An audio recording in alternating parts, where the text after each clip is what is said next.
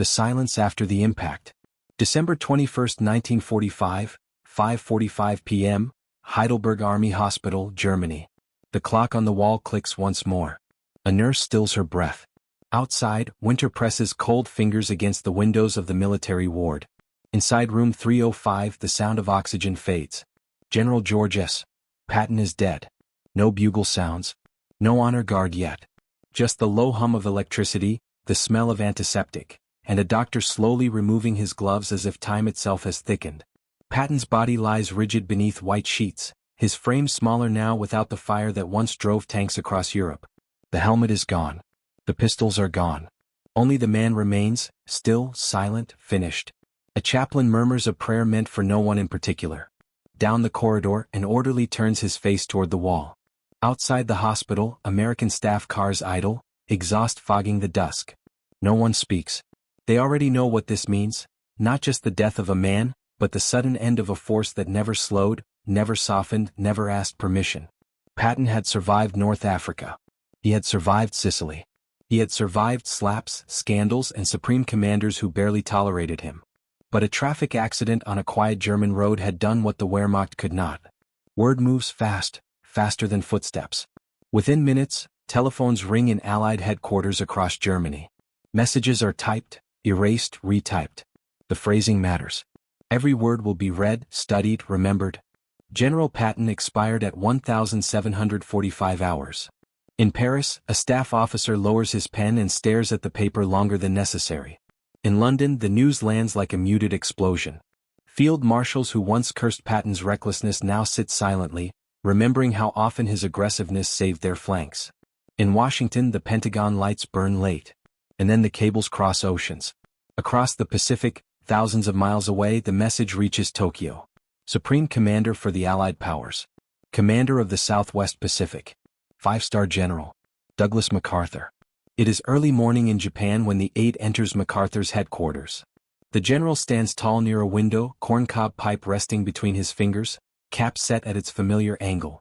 The city beyond him is quiet, defeated, occupied, still learning how to breathe after war. The aide hesitates. MacArthur does not turn. "Sir," the aide says, voice measured, rehearsed. "A dispatch from Germany." MacArthur takes the paper without comment. He reads once. Then again.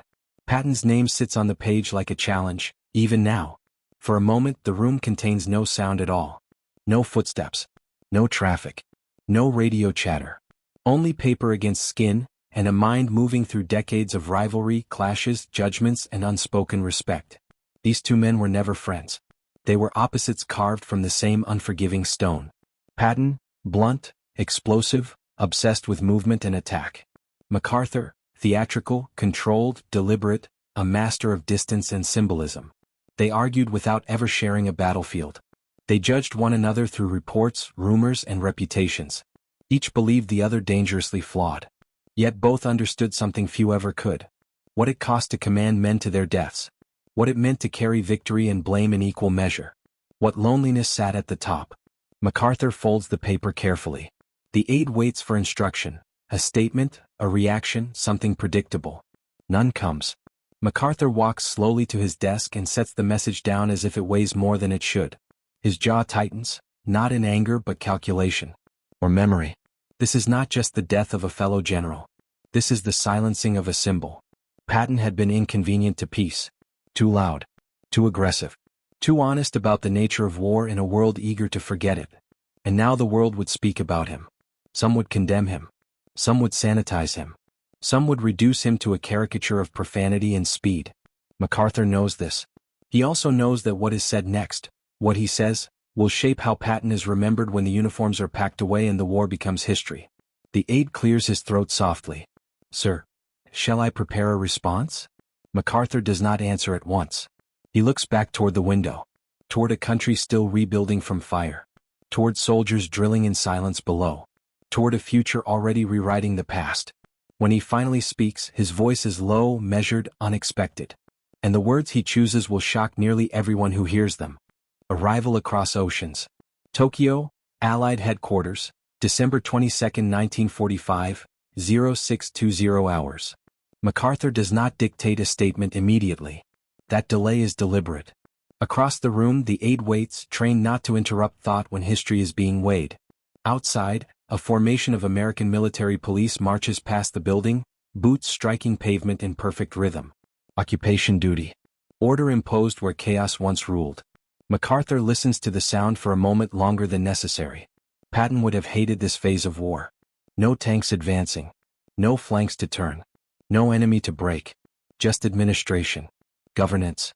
Restraint. MacArthur turns from the window and removes his cap, setting it carefully on the desk. His reflection stares back from the glass. Older now, lines cut deep by decades of command. The pipe remains unlit. "Get me the file," he says quietly. "The one on Patton." The aide hesitates, surprised. "Sir, from which theater?" "All of them." Minutes later, a thick folder rests on the desk. North Africa. Sicily. Normandy. The bulge. Pages filled with after-action reports, disciplinary memos, commendations written through clenched teeth. MacArthur opens it not from the beginning but from the middle. He already knows how Patton started.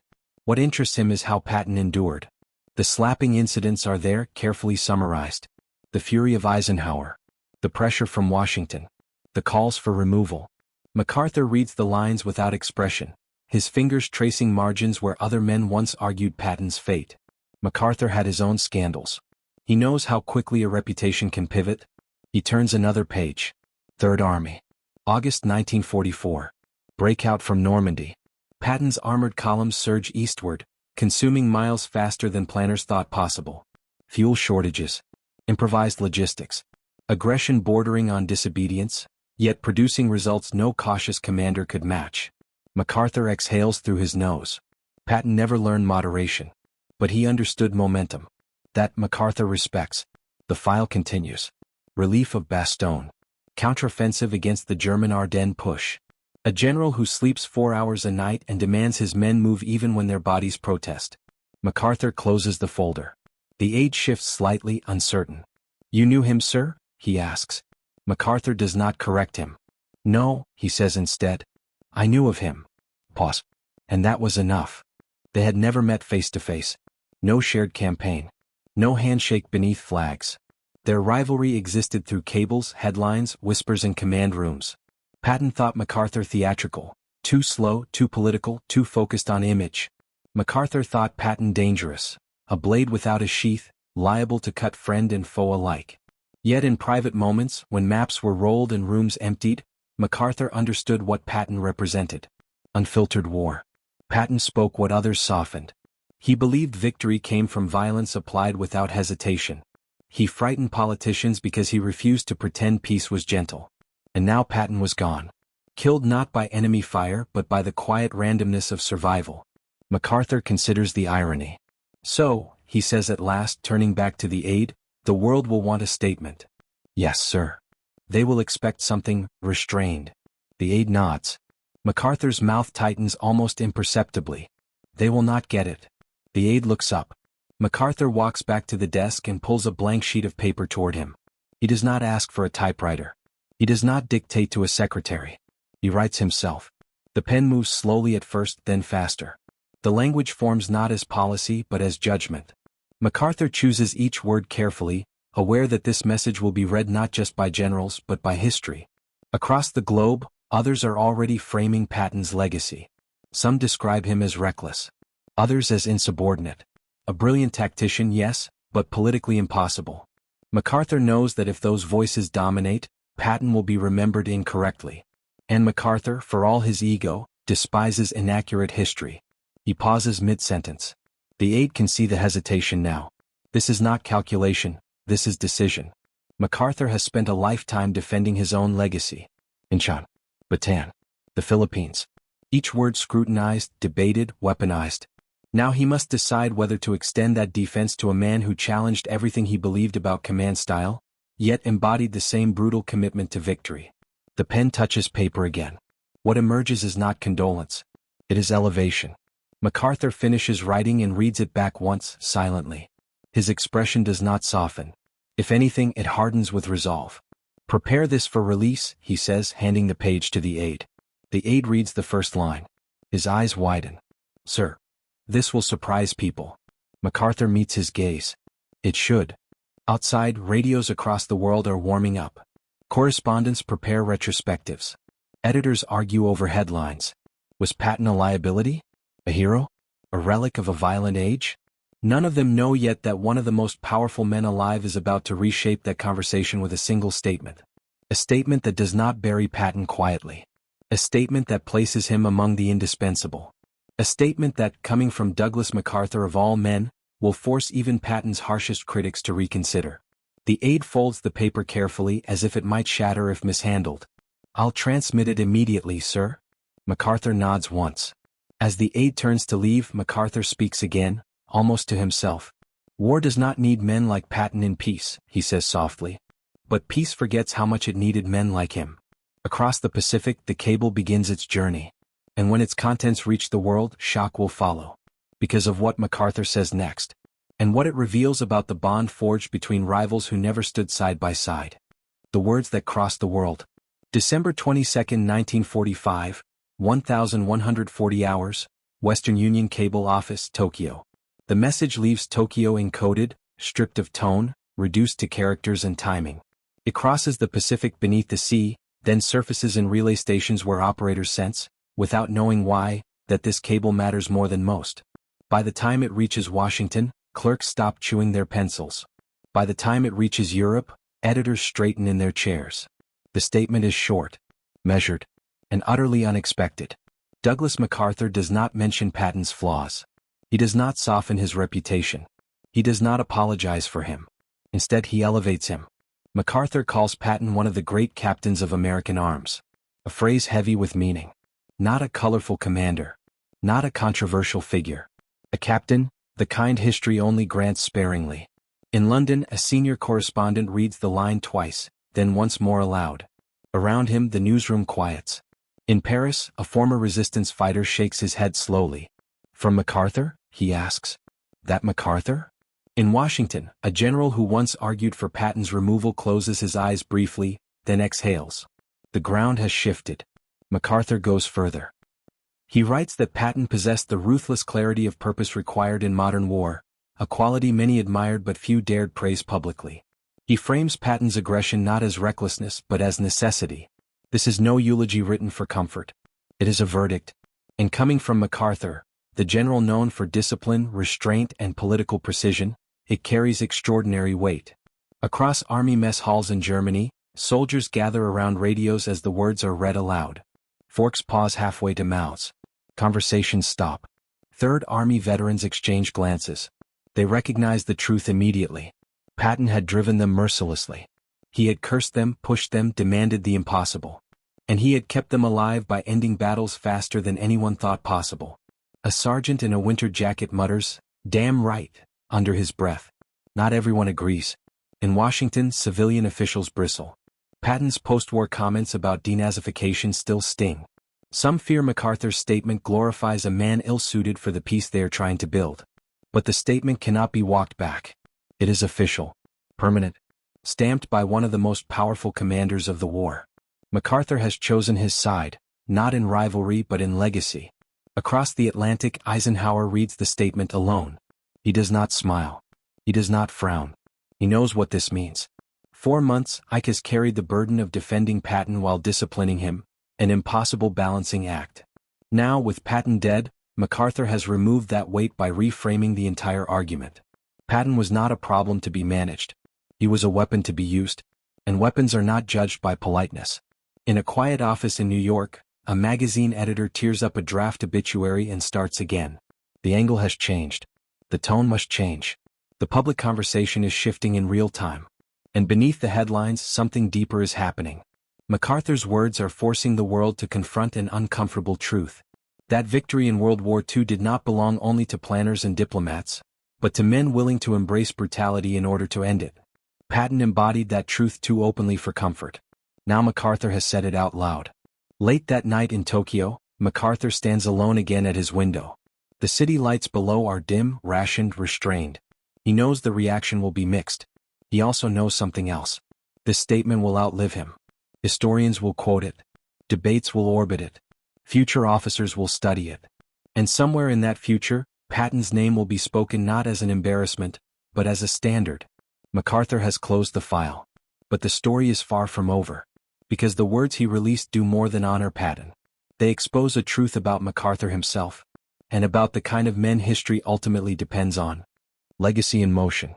December 23, 1945, 0900 hours, West Point, New York. News of Patton's death and MacArthur's statement reaches classrooms, lecture halls and barracks. Cadets at West Point pause mid-step, their boots echoing on polished floors. Professors adjust spectacles, then recite the words aloud. Patton possessed the ruthless clarity of purpose required in modern war. They read it twice, then a third time. The sentence lands differently on everyone. Some nod in grudging respect. Others frown, unsettled. But none can ignore it. Across the Atlantic, soldiers who served under Patton sit by firelight in quiet quarters, recalling the days when tanks tore through hedgerows, when the roar of artillery was as natural as breathing, when Patton's presence meant both terror and security. They exchange memories, fragmented yet vivid. Every story, every shout, every frantic order, suddenly framed in MacArthur's words. The man who had demanded so much now seems immortalized. MacArthur's message spreads beyond military circles. Newspapers in London, Paris, and New York highlight it on front pages. Headlines attempt to balance shock with fact. MacArthur honors Patton as great captain. Letters to editors flood in, some praising MacArthur's candor, others questioning whether a five-star general should elevate another so openly. Debate simmers not with anger but with fascination. Inside European command posts, veterans of the Third Army recount moments from the campaigns. Patton had been volatile, yes, but effective. He had driven his men hard, yes, but they survived because of it. MacArthur's words validate unspoken truths. Truths soldiers had known all along but had never been publicly acknowledged. The generals who once opposed Patton find themselves reconsidering past judgments. The complex man they had struggled to rein in is now reframed by someone of equal authority. Meanwhile, MacArthur observes quietly from his Tokyo headquarters. News reports filter in. Some highlight the admiration, others hint at discomfort. Yet he does not change a word. History, he understands, will debate tone, politics, and personality endlessly. But it cannot change what he has written. Patton's life, deeds, and legacy now carry his weight in a world trying to forget the brutality required to win. Behind the scenes, the relationship between the two generals, though never personal, takes on a profound dimension. Respect exists where rivalry once did. A silent acknowledgement that some men, no matter how difficult, are indispensable. And that judgment from peers often arrives only after death. MacArthur sits back in his chair, pipe unlit, window wide to the waking city below. He knows others will misunderstand him, twist his motives, even question his praise. But he also knows that the world now sees a truth they could not deny. Patton was extraordinary and someone powerful enough to recognize that has spoken it aloud. In Germany, soldiers preparing for repatriation read the same lines. Faces hard with fatigue softened slightly. Words on paper breathe life into memories of long marches, battles won against impossible odds, and leadership that demanded excellence at all costs. For a man who had lived in constant motion, whose death was sudden and unplanned, Patton's influence continues to ripple outward. And with MacArthur's unexpected intervention, his legend grows, a symbol of audacity, skill, and relentless determination. Yet not everyone welcomes this reframing. Political officers in occupied territories worry about glorifying aggression in peacetime. Critics in the press wonder whether such praise risks mythologizing a man with very real flaws. The world is divided, buzzing with interpretation, but MacArthur remains unmoved, understanding that history's debates are inevitable, and sometimes necessary. Because when the story of a man like Patton reaches its conclusion, one voice can alter its course, even across oceans. And MacArthur's is that voice. The Private Reflection. December 24, 1945, 2200 hours, MacArthur's Tokyo residence. The office is silent, the hum of the city below muted by walls thick with history. Papers lie scattered, the cable announcing Patton's death now filed among others of great significance. The desk is littered with maps of the Pacific, notes on occupation duties, reports from the Philippines. Yet none of these documents demand attention tonight. Tonight, only Patton occupies MacArthur's mind. He lights his pipe, the soft glow casting shadows on a face etched with years of command. The smoke curls upward like memory itself, twisting, insistent, impossible to control. MacArthur leans back, recalling headlines, cables, and after-action reports. He recalls the clash of personalities across the Atlantic, the arguments, the warnings, the unheeded advice that marked Patton as dangerous yet indispensable. A knock at the door breaks the reverie. The aide enters quietly, holding a folder of correspondence from European headquarters. Soldiers' letters, reports from Eisenhower's staff, news clippings. MacArthur takes the folder but does not open it immediately. Instead, he studies the patterns, the public reaction, the editorials, the first whispers of history forming in the press. He recalls his own first campaigns in the Philippines. The chaos, the fire, the unyielding demands of survival and combat. Patton had moved differently, with reckless energy, with a directness that sometimes threatened allies and commanders alike. Yet the results were undeniable. Aggression tempered by skill. Boldness enforced by discipline. A paradox, perhaps, but a necessary one. MacArthur picks up a pen and begins writing again, not for public release but for himself. His words are less about Patton, more about reflection, about the kind of men war demands and the cost of commanding them, about rivalry transformed into understanding, about history's capacity to remember or forget. He writes slowly, deliberately. Every stroke echoes decades of contemplation. He pauses, pipe in hand, staring out at the city lights below. Tokyo remains subdued, scarred by war yet resilient. Occupation troops march, citizens rebuild, and somewhere in the distance, a bell tolls midnight. The passage of time mirrors the inevitability of legacy. MacArthur's thoughts drift to the men who served under both him and Patton.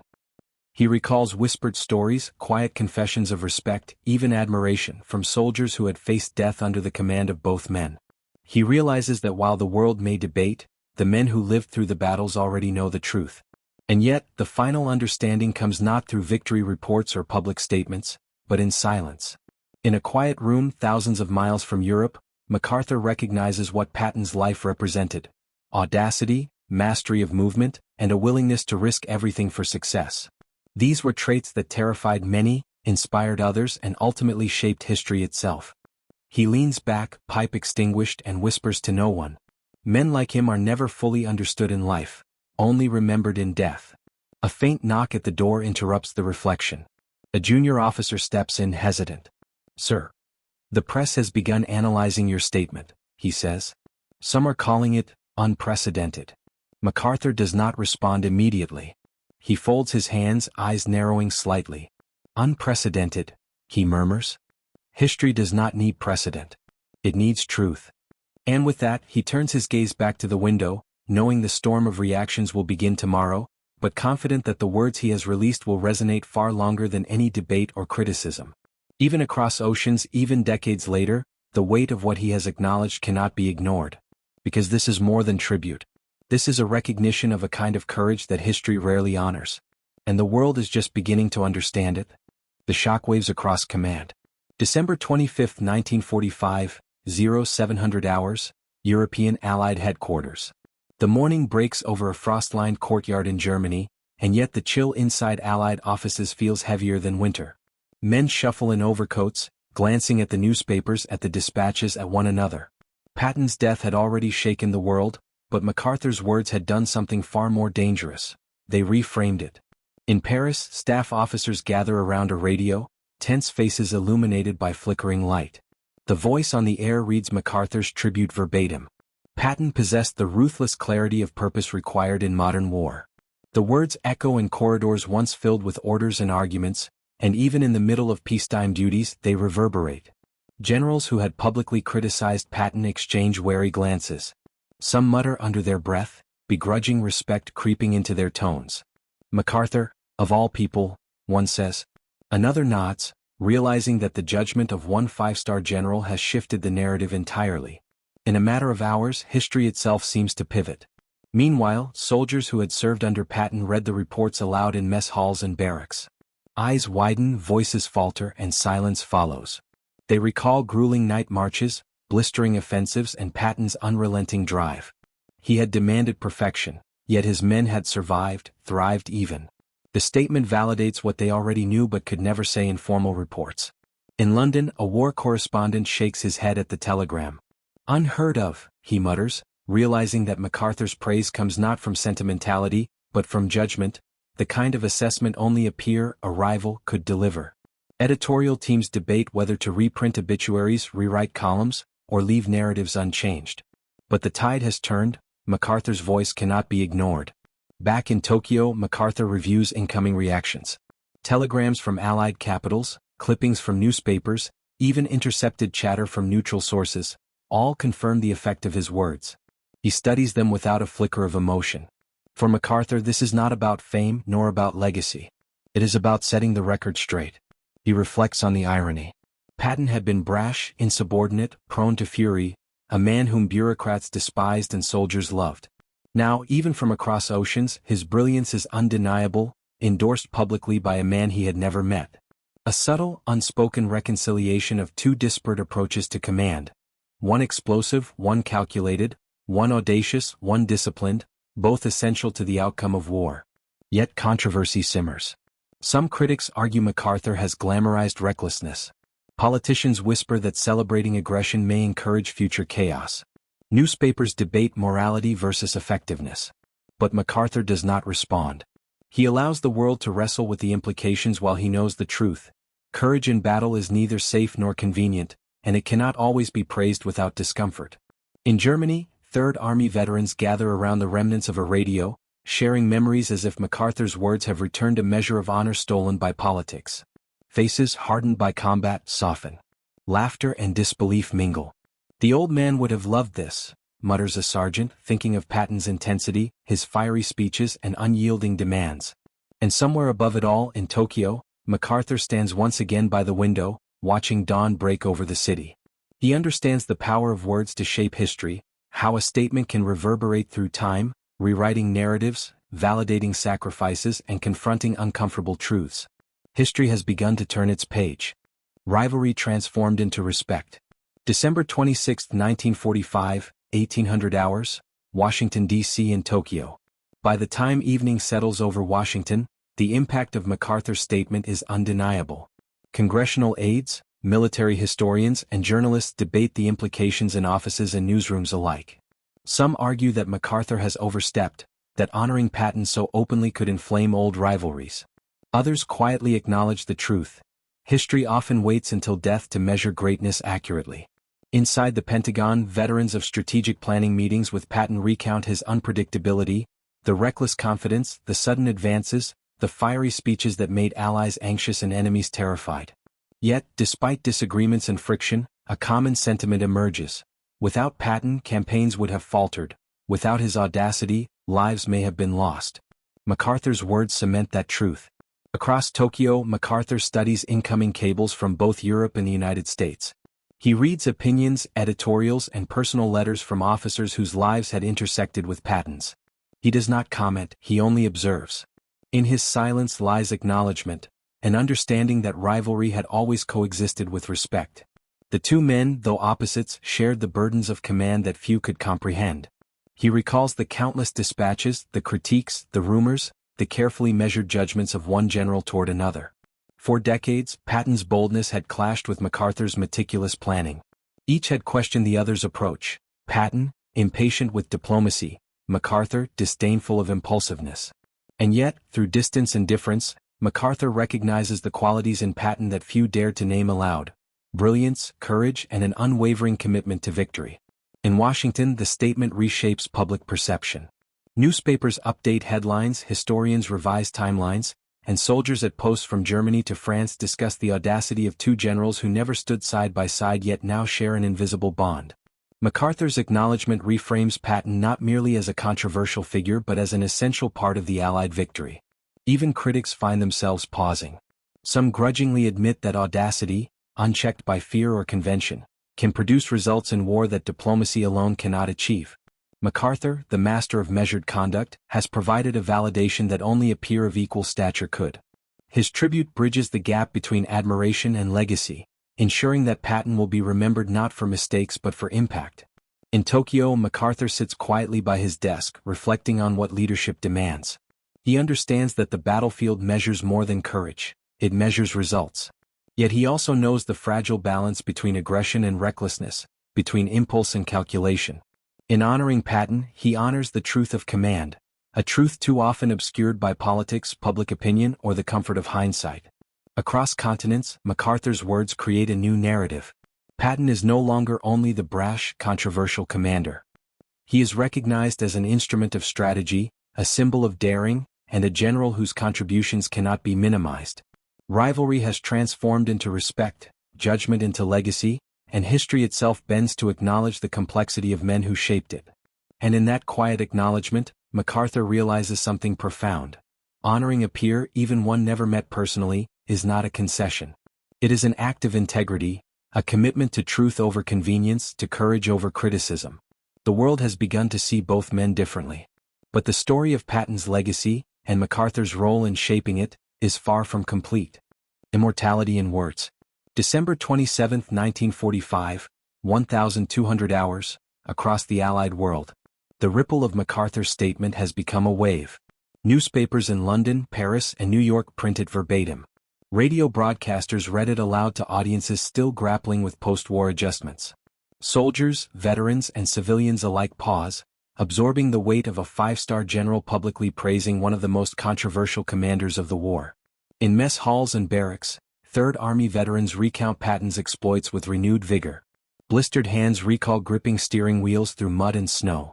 Faces lined with fatigue remember nights spent in foxholes, following orders that demanded impossible speed. MacArthur's words validate not only Patton's leadership but also the sacrifices of those who served under him. Recognition, delayed but undeniable, travels faster than any dispatch ever could. Historians begin to reinterpret the record. Memoirs and after-action reports are revisited. Political critics murmur under their breath, forced to reconcile their unease with undeniable facts. A man once deemed reckless is now framed as indispensable, his audacity essential to victory. And MacArthur, meticulous, deliberate, politically precise, has ensured that truth is preserved. Across oceans, MacArthur remains watchful but composed. He does not bask in attention. His objective is never public acclaim, it is accuracy. He knows that history will judge both men harshly and kindly in turn, but he has ensured that Patton's name cannot be reduced to scandal, impulsiveness, or notoriety alone. There is complexity, depth, and heroism in the record now, qualities that only a peer of equal stature could enforce. In private, MacArthur reflects on their unspoken connection. Rivalry had defined them, yet understanding transcends rivalry.